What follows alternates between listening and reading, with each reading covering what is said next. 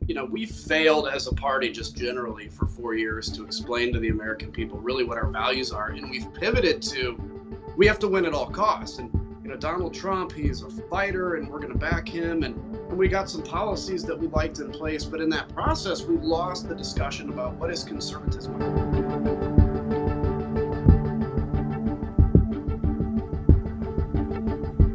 Obviously, we saw what happened at the Capitol. You see things like Pizzagate. We all know friends that have kind of lost a sense of reality because they've been pulled into this dark underworld of conspiracies. And that's where it is incumbent on leaders and everybody, frankly, to expose that darkness, to bring light to darkness, to begin to disinfect that. And so to the extent we have members of Congress that embrace anything like that or become completely unmoored from truth, we can't accept that. We have to, as a party, come to real terms with what was our role. So for 4 years, and especially in the last year, we heard QAnon type conspiracy theories. And I did a video a year ago on QAnon to expose it. And people are like, oh, you got to stay away from that, right? That's, but we played a role in that, because when you sit around and you accept the idea that the election was stolen, because A, it's going to be easier to tell people that that's the case, so I don't have to have that uncomfortable conversation, and B, maybe it'll try to keep somehow that energy that we need to get 51%.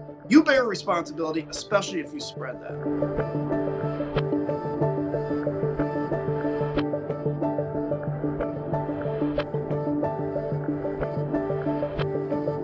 Let's be clear, she's not a Republican. I mean, she may be like this new definition of Republican, but that's kind of a rhino thing. A Republican in name only is what she is.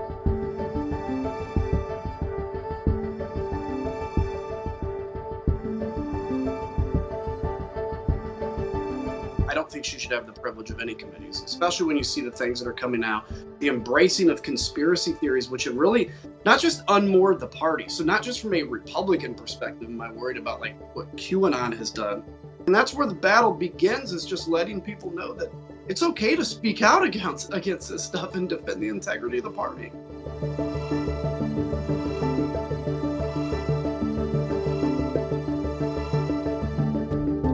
We're defending a president saying things, and we're trying to nuance it and saying, well, he didn't exactly incite a riot. Yet we've seen over the last 4 years, talking about fighting basically harder than we ever have and all these different things we've seen. This is not the party I joined. This is not the party, that really is for conservative principles. Every day that goes by, there are less and less people that would consider themselves Trump Republicans, as the emotion wears off.